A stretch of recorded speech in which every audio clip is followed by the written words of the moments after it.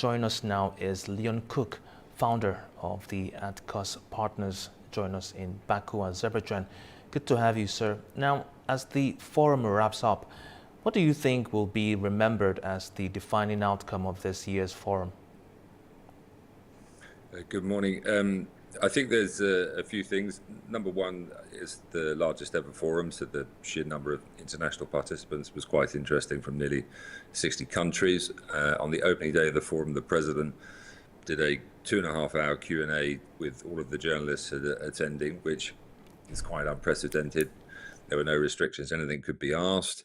He said a number of interesting things about the alignment of Azerbaijan in terms of international actors, the European Union.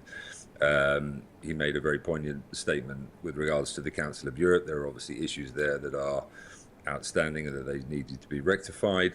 The sheer plethora of issues discussed at the forum, I think, was very interesting, focusing on things like disinformation. You know, we live in a very complicated world at the moment with a number of conflicts in the immediate neighborhood and region of Azerbaijan. And focusing on issues like this, I think, is very interesting because it shows that the country is alive to broader societal issues, but also what is affecting its near neighborhood. Mm-hmm. Now, this year's theme centered on promoting peace and rebuilding trust.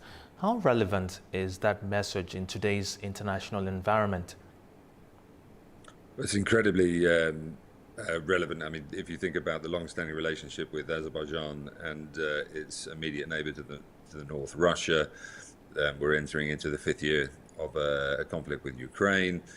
To the southern border, you have Iran, which in the last 3 months has been locked in dispute with the United States in, well, a hot conflict, basically. It has long-standing ties to Israel, a country that also has lots of problems with its immediate neighborhood. So Azerbaijan sits at the nexus of all of these places, and notwithstanding the fact that we were meeting in Shusha, in Karabakh, a territory liberated that had been long occupied, it has a long-standing understanding of conflict, but more importantly now is in that process of peace building with its immediate neighbor, Armenia, and that is not a 5-minute exercise. That'll be a long-standing endeavor, but as a result of that, it has live experience of working with multilateral organizations and regional actors to try and ensure long-term stability.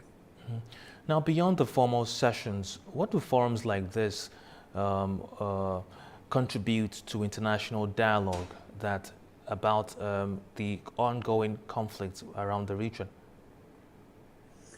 I think it's very interesting that you can meet so many people from different parts of the world. You know, I sat in a hall and met afterwards with people from Russia, Iran, Pakistan, all over the place. And bringing all of those people together in one place gives an opportunity for dialogue, to understand what's going on in those countries, how they see the rest of the world. So there is a lot of real world benefit to actually attending stuff like this, because you might meet people from other parts of the world where you wouldn't necessarily do normally, and moreover, trade is normally an olive branch or an example of where understanding can come from cultural exchange, but also fiscal exchange. And so I think it's very worthwhile, if you've got 1/3 of the world's countries attending in one capacity or other, then you're meeting people that across the entire globe that you need to have an ongoing relationship with. Mm-hmm. Artificial intelligence featured prominently throughout the discussions. Where do you think AI presents the greatest opportunity and obviously the greatest challenge for journalism? Well, I actually spoke on a panel on disinformation, and I referenced AI heavily within it. I mean, AI presents an opportunity in terms of how we shape and scale the workforce. So the skills agenda, at the same time, represents an enormous threat, as I see it, to disinformation, because everything that disinformation and misinformation presents and tries to achieve can be expedited exponentially as a result of AI and technological advancements. So the speed of which we hear about things, whether they are verified or otherwise, is going to be amplified by AI, and it is something that is a live threat. You know, I hail from the United Kingdom. It is something that the government there is very, very focused on, as are other G20 countries. And so the fact that it features so heavily at this forum, I think, is very timely and is a live issue that which over the course of the next year and years will become more prevalent. You spoke there about disinformation. I want to ask you about that. Disinformation remains a global concern. What practical steps can media organizations take to strengthen public trust rather than simply talk about rebuilding it? I think that this presents a massive opportunity for traditional media that have been knocked very heavily in the last number of years. The allegations around fake news, but editorial guidance, established brands, making sure that stories are properly sourced and verified, presents a real opportunity to the media to provide a layer of trust to what we're hearing in the world in terms of current events. As I talked about before in my answer to your question about AI, the challenge will be to do that at speed, because people go to social media first now for their news, apart from obviously channels like this, and that is a place where deep fakes, bot armies, fake audio is used very, very heavily. So traditional media, if it can get its act together and in order, can play a part in corroborating or undermining those fake stories. Now, as you mentioned earlier, the forum attracted members from over 60 countries. What does that say about its growing international relevance? Well, I can't think of another example of this globally, which is one of the reasons why I wanted to attend this. I think when you bring media together, now let's be honest, a lot of them were attending for the opportunity to attend a Q&A panel with the president where they can ask the question. But at the same time, it presents an opportunity for them to learn from colleagues across the globe what's happening in their market, how they're reporting, how they're covering global events. And as I said, it was an incredibly diversified audience from the media world. So I think that is quite unique, and it was something that I would gladly attend again. Mm-hmm. Now, many discussions touched on connectivity, energy, and regional cooperation alongside media issues. Is that becoming a defining characteristic of this forum? It's not a defining characteristic of the forum, it's a characteristic of what's going on in the world marketplace. I mean, energy security, pipeline security is incredibly important, both to major blocs like the European Union, the European family of nations. What we're seeing in the Strait of Hormuz, that's about basically shipping to allow trade to happen, but also energy supplies to continue to happen. So, as I said before, because Azerbaijan sits where it does geographically, it is very well placed to comment on these issues. Also, it was, or back in the beginning of the noughties, the early 2000s, a booming oil economy, and it's now trying to progress the non-oil sector. But gas supplies to the European Union and to other parts of the world through tanker shipments are an incredibly important topic at the moment, because at the end of the day we want to keep the lights on. So that's why these themes feature very heavily in forums like this, and will continue to do so. Mm-hmm.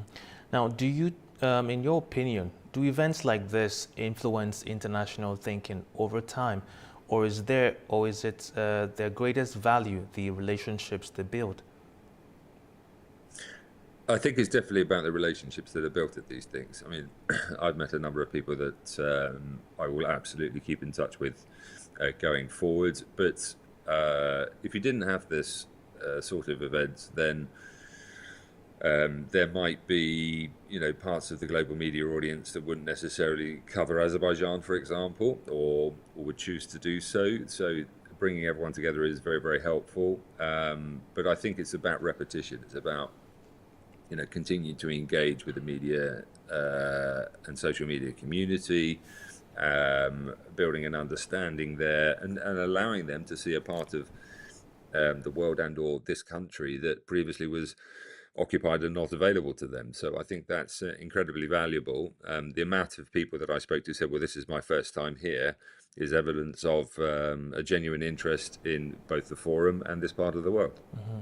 You just mentioned now that this is your first time here. In your opinion, which conversation from this year's forum do you believe deserves more international attention?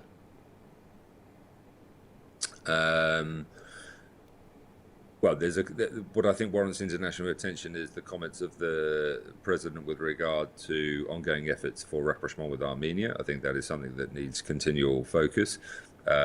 He also made some remarks with regard to the Council of Europe and Azerbaijan's ongoing membership, and I think that warrants attention because when member states are considering leaving a body, I think all efforts should be made on all sides to ensure that that doesn't happen. I think there's been a long-standing participant in the Council of Europe and hopefully will remain so. I think for me personally, anecdotally, talking to representatives from both Russia and Iran that have a very, very difficult relationship with the Western world and understanding hearing from them what they want out of these sorts of events or how they see the world, I think is helpful because that is not something you would otherwise necessarily have. Mm-hmm. Now, building on this year's forum, where should the conversation go next for next year? Well, I mean, a week is a lifetime in politics. A year is unfathomable. So where it will go next, I think is slightly dependent on how geopolitical crises play out and whether any other ones build up. I think that there are lots of elections coming up this year, so that will change potentially the perception of global events. And there's also the midterm elections in the United States coming up in November. Now, if the Republicans lose the House, as some predict they might, that might see a very different looking presidency for the rest of the time that Donald Trump is in office. And I think then that has a knock-on effect to things like NATO, European Union, how it orbits itself to the rest of the world. Azerbaijan is not a million miles away from that. So that will play out in time. But all of the topics we've just talked about there, energy security, regional trade and regional security will continue, I think, year in, year out to be very, very prominent. Great. That was Leon Cook, founder of the Atticus Partners, joining us from Shusha, Azerbaijan. Thank you for your time, sir.